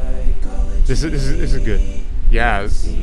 Yes. Psychology in Seattle. I'm going to subscribe after. So, Heck yeah. Berto, do you know Lance Armstrong? You know who that is? I do. Cyclist. He was my hero. Yes. He was. Well, I mean, one of my heroes. Yes. You understand? But I always admired him so much because he had. Oh, don't rip on him. We're not ripping on Lance. We're ripping on the community won all these Tour de France acceptance it's just crazy, you know? of And he seemed like he global played cheating. Is France near France? Yeah, it's near France. See, now you know what it feels like to get one of those jokes. This is the psychology. Seattle podcast. I'm your host, Dr. Kirk. Your host? I'm a therapist and I'm a professor, and only 1% of the jokes on this podcast, the bad ones, are by me. Who are you, Umberto? My name is Liza Minnelli, and I'm actually a lawn scare professional. All right, so this episode is for patron God, I hope Maite, this doesn't who suck. has requested this episode for, I believe, years. We met patron Maite here in Seattle at least once. Yeah, that's right. Yeah. So, for those who don't know, I'm going to briefly sum up Lance Armstrong's life, and then we'll get into more of the details. Yeah.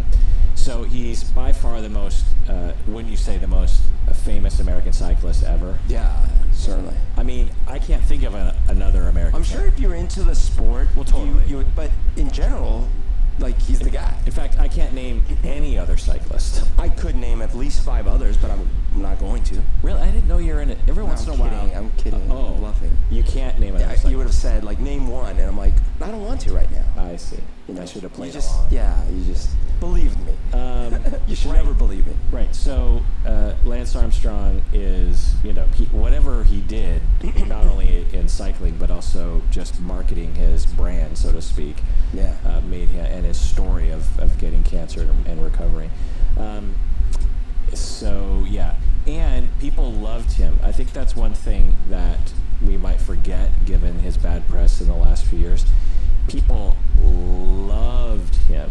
Do you remember that? Oh, time? yeah. No, I mean, it was, like, first of all, anyone loves a story of a successful athlete. In general, people love successful athletes. But then there was this additional thing of, like, and then he got cancer, and then he beat the cancer, and he came back and won again. It's like, how could you, Well, there was that, which obviously was a massive. Well, we'll get into it. He was beloved. He was beloved, yeah. I think for a lot of reasons, which we'll get into. He was in movie cameos. Do you know what movies he cameoed in? I do remember seeing him, but now I don't remember what. He was in Dodgeball in 2004. Yeah, right. He was, and some others. But he was also, there was also a movie made about him called The Program, a biopic, which we'll get into in a second. And he was also in Tour de Pharmacy in 2017. That sounds like a winner. Appearing as himself, a parody of blah, blah, blah. But Clearly, I don't follow cyclism. But I remember hearing about it around that time, 2008 or 2000, cyclism is when you are essentially like prejudiced against another person's brand of bicycle. Yes. Like, oh, you have a Schwinn. Oh, specialist? Oh, please. We just named the 2 bikes that we know. We don't know any others. Well, Mongoose, I remember as a kid. Mongoose. I had a Mongoose. Mongoose was badass. Diamondback. I'm just naming like REI. Isn't that a brand? Yeah, he denied it the whole time adamantly. He was in hundreds of press situations denying it. And by the way, for me, like, I have this weird thing about performance enhancing drugs. Like, first of all, I understand the problem, right? Like, if a certain percentage of athletes are just trying to compete as non-enhanced human beings, and then some other percentage goes ahead and enhances themselves, and they happen to win, I understand the problem. I get it. At the same time, what really, I think, upset me and probably a lot of people is how angry he was denying it and how he went after the accusers and all these things. Right, we'll get into that too as well. So, and it should be pointed out that from my observation, most people believed him that he was innocent. Yeah. Yeah. And wanted to, I wanted to believe. I'm like, right. Come on. Yeah. No one would deny, like, no one would write a book called If I Did It, if they did it. Yeah. 2012, he was found guilty of using performance-enhancing drugs in his career. And that was 12, okay. 2012. And he was stripped of all of his titles. Yeah, right. And then a year later, 2013, he finally admitted it on what show? The dude with the mustache, kind of balding. No, Oprah. Oprah? Oh yeah, it's a very famous Lance Armstrong. Is that the one where he jumps? He says he's super happy and jumps up on the couch and. Exactly. Okay. Then everyone hated him. Yeah. We went from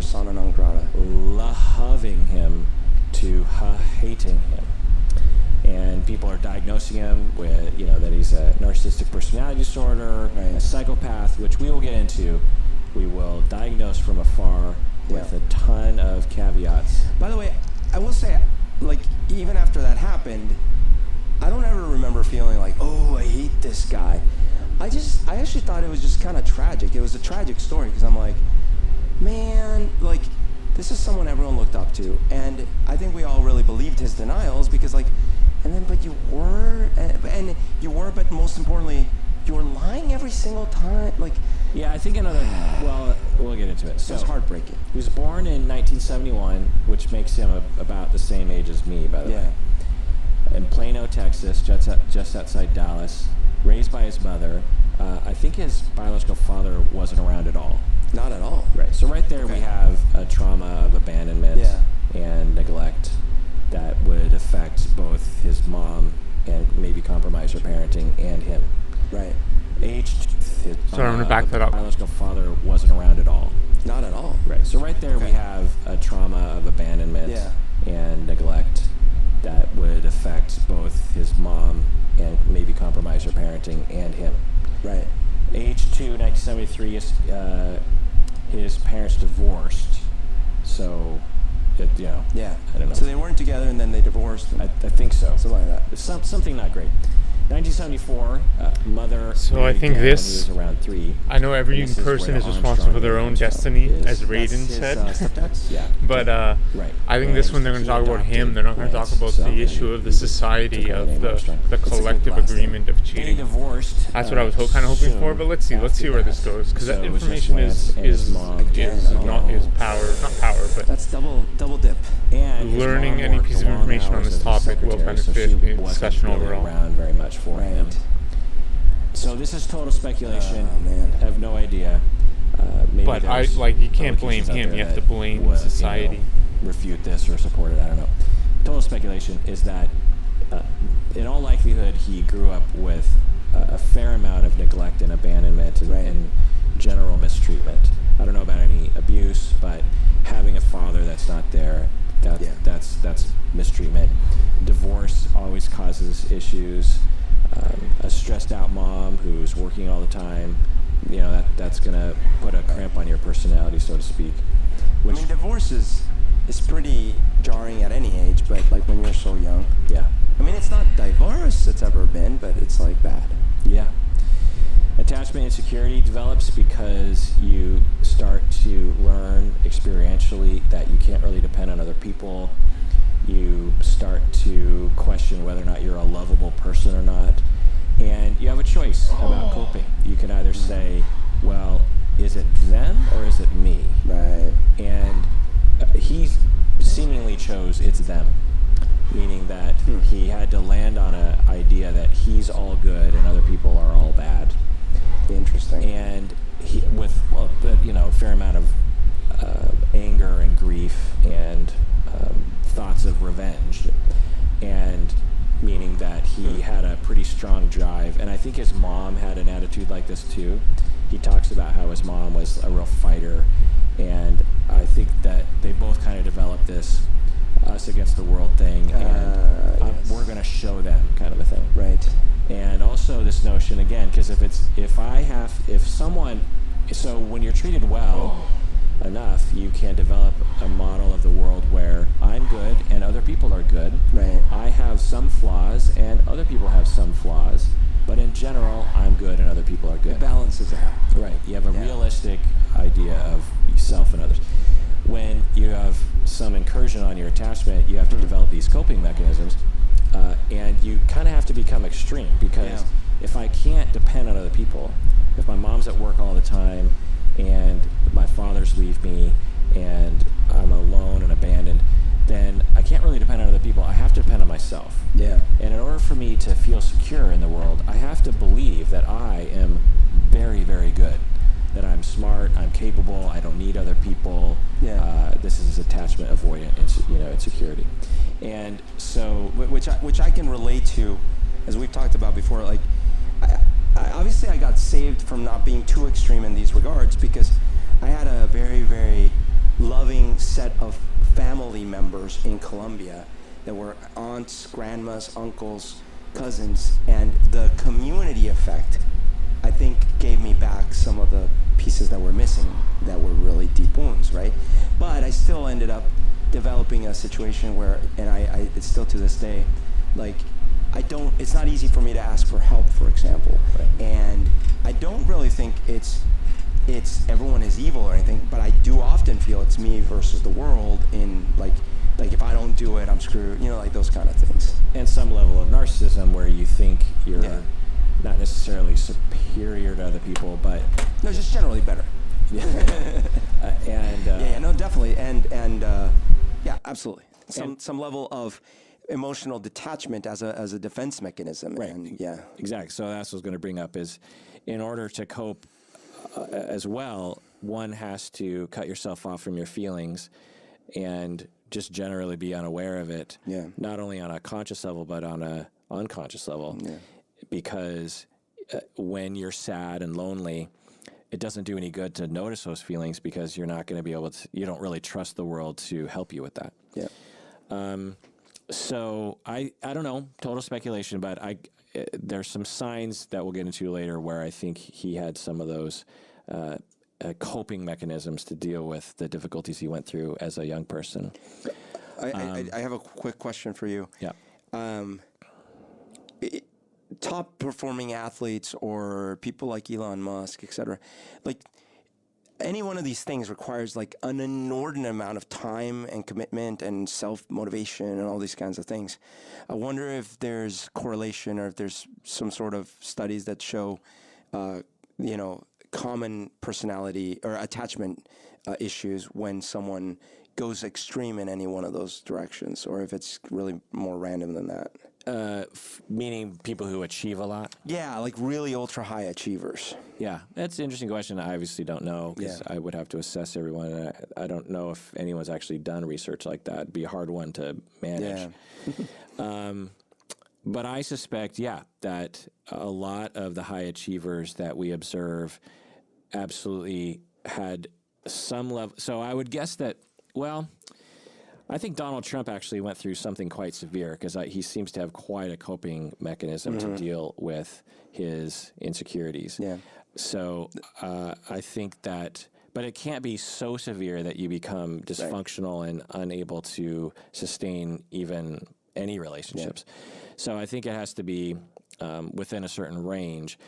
Having said that, I'm sure there's plenty of securely attached individuals who achieved a lot. Right. In fact, it seems like Bill Gates, for example, seems somewhat.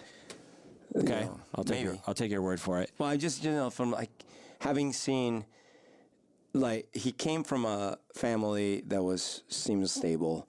He built a company and then built sort of charity works and things, and you've never seen, other than the infamous testimony in the 90s, you've never seen a lot of acting out behaviors from him, or really erratic things, or I don't know. It seems like he's maybe a counterexample, but who knows? Yeah, hard to know. Yeah. So I think that he developed this early drive to compete, and this early drive to believe that he deserved things, that he actually could achieve greatness, and he needed to achieve greatness is the thing, because in order to uphold the coping mechanism of I can depend on me and I'm good, you have to constantly run for the next goal and achieve it. Because if you slow down and just say, hey, I'm a good enough person, I've achieved enough already, I don't necessarily need to win this race, or say he's in the 6th grade. If you slow down, then what crops up is these notions of lack of self, notions of insecurity, notions of loneliness, and depending on the severity, it'll be quite distressing, and you got to get back on that treadmill, so to speak. Interesting. Age 13, 1984, he won the Iron Kids Triathlon. Oh, man. So he was doing it from the start. Right. So triathlon, age 13, and won. Yeah.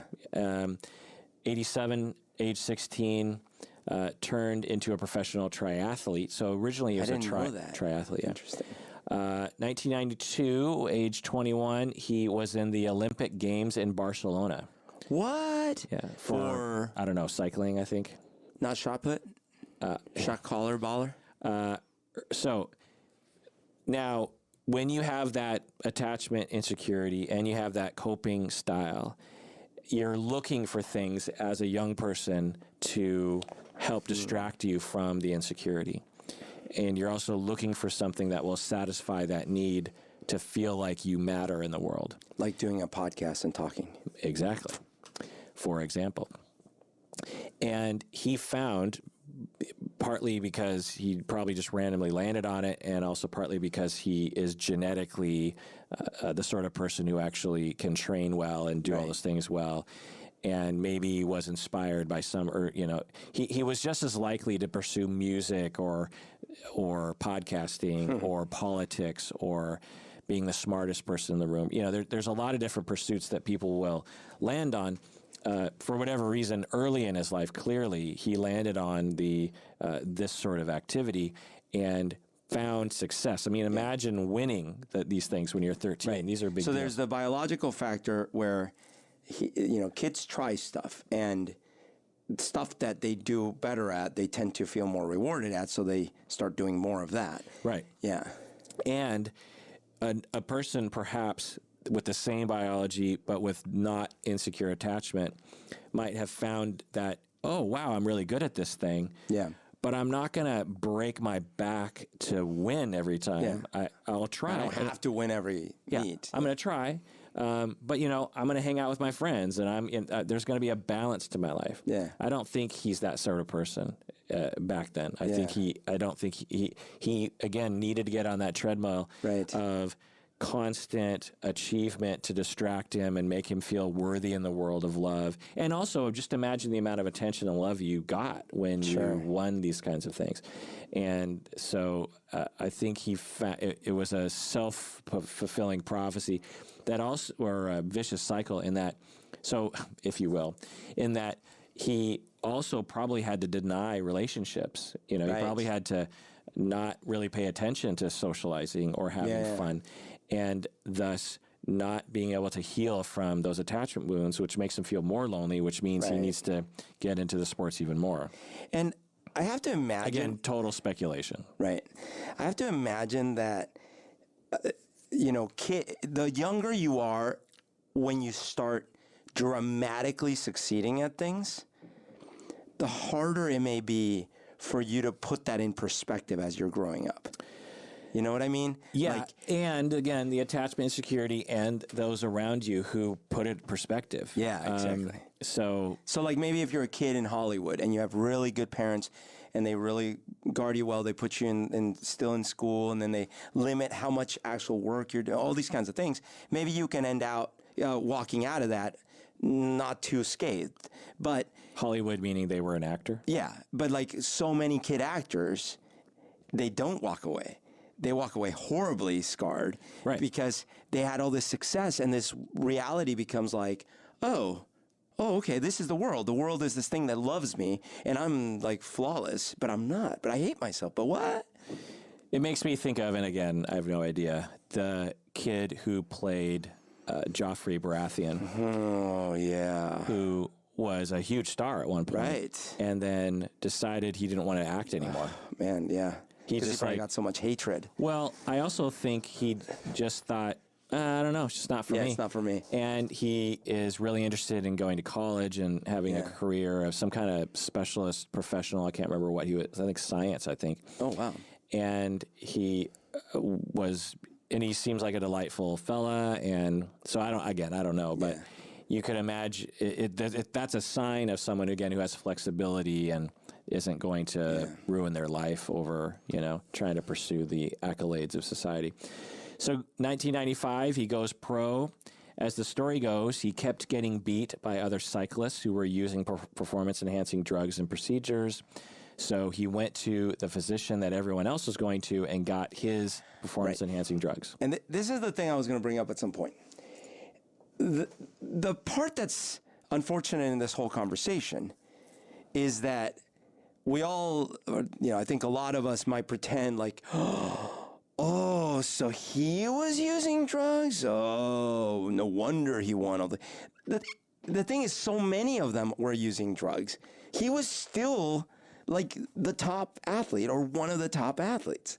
Now, so if you could wave a magic wand and everyone else stopped using drugs and he stopped using drugs, would he still win all the championships? We're not sure. But there's no way he wasn't going to win a lot of those championships anyways, even with or without the drugs, if everyone else wasn't taking the drugs. Well, we'll get into that. I guess that's a good discussion overall. What I'm trying to say is that it's not like, and maybe I'm wrong, maybe I'm wrong about the science here, but it's not like when you take these drugs, for some people it boosts them 400%, and for some other people 100%. No. If you and I took those performance-enhancing drugs and procedures, we would still be dead last. Yeah, exactly. In that race. But we'd be first in podcasting. Have we even talked about it? I think caffeine is a performance-enhancing drug. Well, what if we took steroids and podcasted? That's a great point, Kirk. Throw the table. On that note, let's take a break, and when we get back, let's discuss more about this. What do you say? Toxic. Let's do it.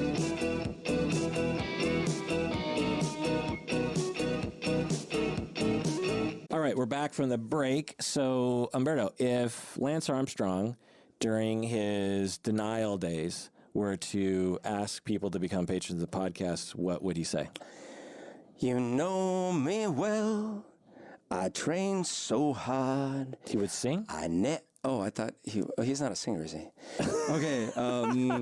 So he somehow does in sing. all that, you interpret, this is a song. This is a song, of course. And then Did I say sing a song? Maybe I don't know, but he sings in this reality, so just let it be. Let it be. Anyways, he says, I never drink or do any enhancing drugs. But if you give, I'll win the Tour de France. Very hard for you. So this is like the musical version. Well, you know what happens is I don't actually remember what he talks like, so I can't do like some sort of impersonation. When he denied in the news, he was very definitive. Okay. He's like, listen, I got one thing to say. And for all you, and I've heard a lot of people, I have never, ever asked anyone to donate to this podcast, or will I ever do it again, period. And that's my final answer. that's pretty good. That was There we go. much better. But I like the fact that he's saying. All right, so By the way, I'd like to apologize for my outburst before the break because there's the roids. Okay. So he started quote unquote doping, which just always grates my ears whenever anyone uses dope like as a word for heroin or pot. Oh, really? Or No, just this doping. isn't It a just good sounds so podcast. silly. I thought they would Where talk does it come about from the dopamine or psychology from- of the community No, I of don't- drug from users and dope. cheaters. Cool. Well, I don't know. Not where specifically the person, origins, right? But dope. Bill Burr had it right. From I know you can't little call bit Barry Bonds a of- victim, but of like awareness I he have kind of of was this a world victim is of the that steroid era, dope is just like is a other word for people drug. are Yeah. victims of It's other ways like of a cheating code in word. other Like, societies, pot was originally a code online dope. and worldwide. And so maybe I don't know. Anyway. Okay, interesting. I'm done the workout though. Lance would later admit Pretty good workout. to using lots of different. So dope good. is a general term for lots of different things. Did a lot of For stuff. using growth hormones, cortisone. Today I'll be EPO, online steroids, at 6 o'clock. testosterone, Oh my God. and also Eastern quote-unquote time. blood doping. I'll be talking about everything, global all of the warming. above. Yeah. I'll So be you know talking, what- addressing you know what 3 main blood- points. But mainly he was One- doing blood doping and The question one, and steroids. which how do we know let's carbon dioxide is do some- important? How do we know it So you know what warms blood doping is? Isn't the that earth? basically And kind of like the shortcut to what have been the high-altitude patterns training of where, carbon like, people dioxide carry more oxygen? concentrations Yeah, but through you know time how they over the do half it. million years? No, more blood cells, more.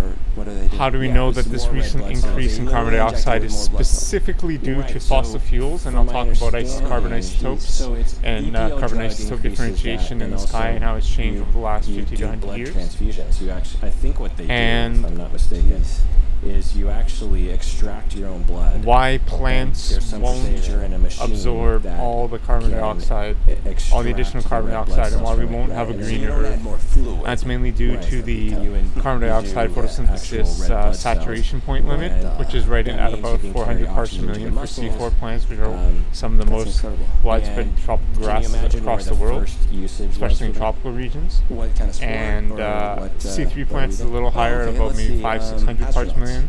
And today we're at Close, 419 but parts per million. before that. Everest. And Before that's that. been the highest it's been Not over the last Everest. Even before that. 500,000 treating years. wounded soldiers. It's like 1.5 military, times higher they than use it's this ever for, been over the last high 500,000 years. altitude pilots. Okay. So For Air Force, got it. I guess So they yeah, pretty much just military, told they everything use right it to now. help, pilots But I'll at show high like graphs and altitudes figures and stuff. and other such uses in the military in 1947. I'm So a long time ago. That is a long great. time Thank ago. you so much, whoever's been here for And I the hour and a wonder half or hour, 2 hours. I really when you're appreciate in it. a Thanks so plane, much. a commercial plane, it's Maybe stream pressurized, but I again. suppose Who's online when it maybe in the rates small online? little jet fighters, they can't quite pressurize as much. Yeah, 6 o'clock. Well, Inglés con Derek. What they did was there? they would have The gas Square. mask. Yeah, they have respirators and YouTube. so I don't know the details on that, but Actually, you don't. So what are the adverse effects So if you of just this search process? Do you think? Inglés Blood con doping Derek, specifically? Yeah. 6 p.m. Eastern. Well, let me think. For one thing, so wait. you are introducing more Thank you for being here cells, so more much. blood cells. But your blood pressure must rise a bit. Like, yeah, I would think so. That can give you potentially heart problems down the line. And then What am I doing? maybe when you're not blood doping, you like maybe your body like tries to compensate. Like, okay, well, we got enough blood cells, so let's not produce. Wow, as many. no one's playing. Stuff like that. No one that I know I is don't know playing about that second one, Goldeneye. but the first one is true. It actually makes your blood so thick that it can clog you. Yeah, it can clog your arteries. Increases the chance of heart attack, stroke, etc. Also, liver failure, pituitary problems, and can increase cholesterol levels. Eeks. Should we rate neat? Let's You rate also took neat. steroids. So, do you know, which is a hormone? Hormones. Do you know Sure, the for the rate psychological neat, why effects of taking steroids? You mentioned one Why? earlier. Because neat is an awesome Just what streamer. I've heard. Mostly, as I understand it, it might make you more aggressive, more irritable, shorter patience, that kind of thing. It actually can. Aggression, roid rage is an actual observed thing. Yeah. It can make you paranoid and delusional. It can Thank you cause so much for one to being be jealous. It can impair your judgment. appreciate It can it. induce No one's mania. online today. Pretty I guess rare, everyone's though, outside. is the thing. A lot of Beautiful people sun. are using steroids, and most people That was a great are sesh. Thank you. running Thanks so around much for trying to being kill here. everyone. Appreciate it. They can Whomever cause is here, health I problems appreciate it. like Thanks so much. kidney failure and liver damage and heart problems, increased risk of stroke and heart attack, similar to blood doping. In men, it can shrink your testicles because Mine specifically? I will like if drink you Goldeneye take soon, I steroids, promise. you And can shrink my Turk. testicles? yep, Jeez. you can develop breasts